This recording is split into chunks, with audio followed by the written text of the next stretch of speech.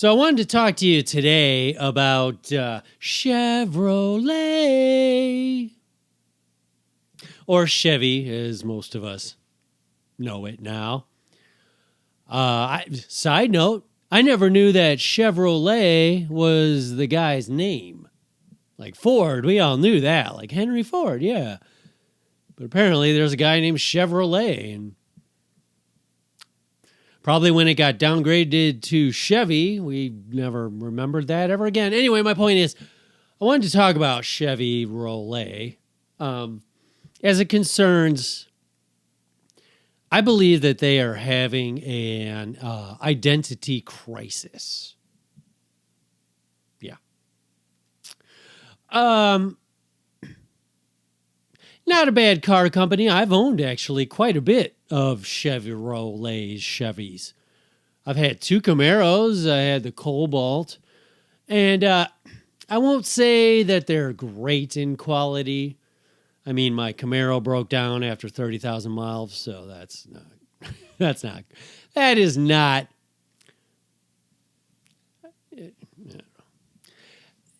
Honestly, the way that Americans are made in the USA is not something, that is not a good thing.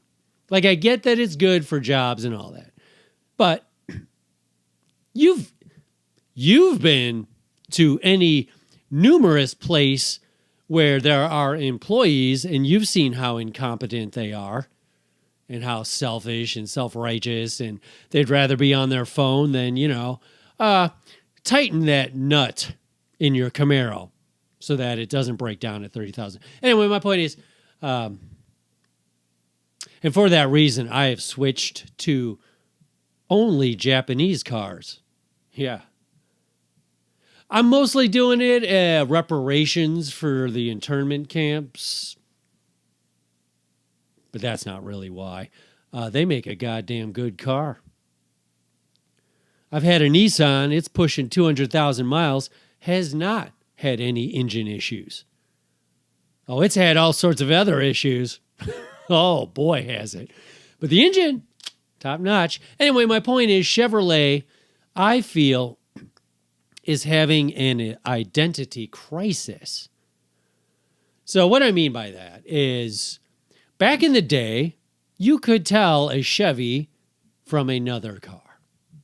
They were unique. Not so much anymore. I mean, all car companies seem to all have the same template.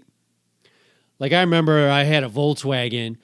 It looked identical to the Ford, which it looked identical. Like, basically, there's the middle road cars, the ones that most of us drive, that aren't too expensive, and they're also not very flashy. And I think there's just a template that big car sends out. Like, yeah, this is what they look like this year. Everyone just do that. Because, yeah, my Volkswagen was parked right next to my neighbor's Ford, and you couldn't tell the difference between the two except for the insignia.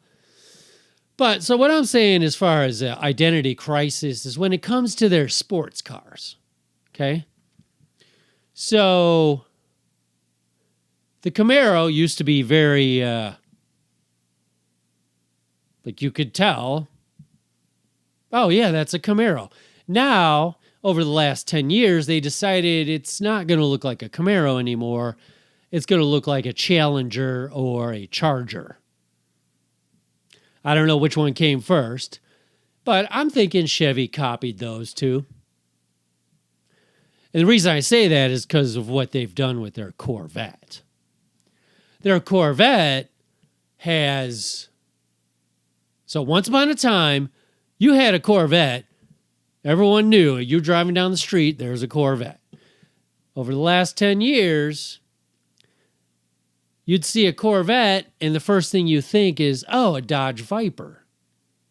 And then you get up close, oh, it's just a Corvette. And now what they've done over the last year is they've made their Corvette look like a Ferrari. So every time I see it, I go, oh, a Ferrari, which is strange for the Midwest. Not a lot of people driving around in Ferraris and Lamborghinis. So it always catches my eye, as I'm sure it's meant to. And then I get close and I go, oh, it's just a Corvette.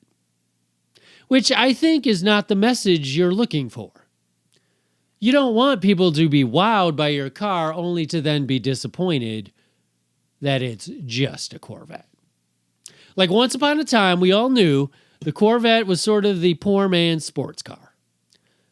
And still expensive. I mean, $100,000 is nothing to shake a stick at, which, where's that phrase come from? Should look that up. Like, listen, I'm going to need the endowment for my daughters, 40 cows. And the other guy's like, ooh, that's nothing to shake a stick at. Or, oh, I got a stick in my hand. I'm going to shake it at you in anger. Or, what am I talking? I don't know. That went off the rails fast. Anyway, it used to be the poor man's sports car, and you knew it. But now they're masquerading as a rich man's sports car, except for it's not. And I don't know what to think about it. Because like I said, I'm already, like you already dropped down. Like your goal is to make me go, woo, wow, look at that car. And instead I go, oh, it's just a Corvette? You couldn't afford a Ferrari? Couldn't afford the Dodge Viper? And I know I should be impressed because it's still fucking expensive, but I'm somehow not. So what are you doing, Chevy? Why do you have to copy other cars? Why don't you just make your own design? Also, what are you doing? I saw this too. So Chevy does this thing where they designate the power of the car with letters. So I don't know if the Corvette does it. They probably don't because they're probably just always 8 liter. Is that what I'm looking for? Top notch. They're always top notch, I think. But like their Camaros, they do. There's a regular Camaro, and then they do an RS, which is sort of middle, is a little bit more than that, but not quite SS, which is top of the line. So SS Camaro, that's 8 cylinders. You know, nothing, that's 6-cylinder. RS, I guess, is 6 cylinders with like a boost. Or, yeah, I don't know. But so that's why, you know, you see a Camaro with the SS, you're like, ooh, okay. That thing's definitely faster than the Camaros I've owned, which have always been the RS. Anyway, I get it for the Camaro because you might want the 8-liter turbo, which, by the way, is the only time you have to worry about the gas. I'm going to tell you this, folks. If you don't know it, unless you're driving a premium sports car, the premium gas is useless. Just go with the cheapest stuff. It's just as good. Don't get sucked into the hype.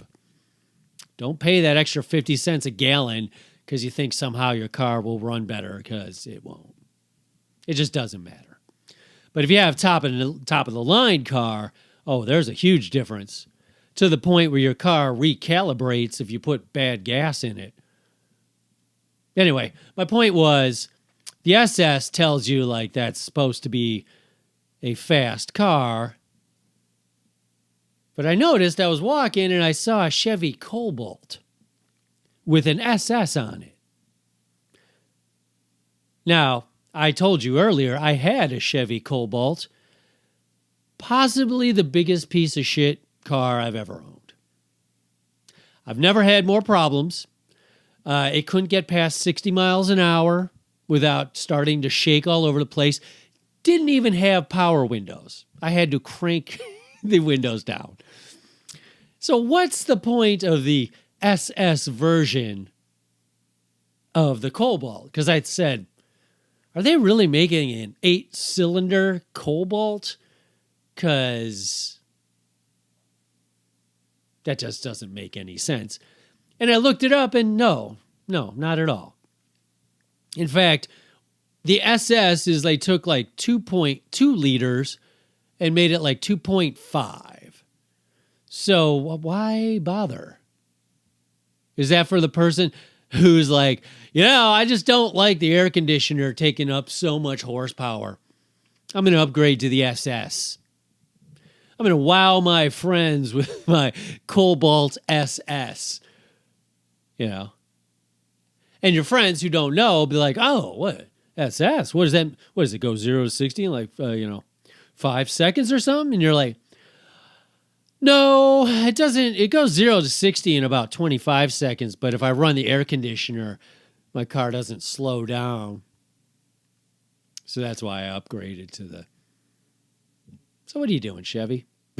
What are you doing? You're putting SS on piece of shit cars. You're making all your sports cars look like other cars that us poor people couldn't afford.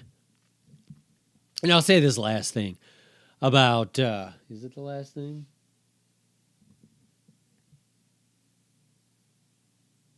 I was checking my notes because I want this to be professional. Which anyone who's watched the last like 10, 15 episodes knows that I am 100% This is on par with Dan Carlin's Hardcore History. Each episode takes me months to write. So what was I talking about? I wrote that into the notes, like I say, like right here, act like you don't know what to say. Anyway, I like to, the other thing that annoys me about sports car owners is, so you'll have a guy, right? They all think they're cool. There's way too many people who use their car as some sort of personality gauge. Like, I know I'm a loser in regular life, but look at me, I'm driving a Corvette. That must mean I'm awesome. And I always like to take him down a couple of pegs. So, like, you'll have a guy, he's got a Corvette. And I'll look at it, and first I'll go, ooh, wow, Ferrari. Oh, no, just a Corvette. I mean, it still looks nice or whatever. And then he'll be like, oh, yeah, it is nice. I'm like, oh, what does something like that run you? If you don't mind me asking. And he doesn't mind you asking. Oh, he's waiting to tell you. Because that makes him more special than you, I guess, or whatever. But he'll be like, oh, yeah, oh, no, that knocked me off $100,000. Apparently, I can't whistle.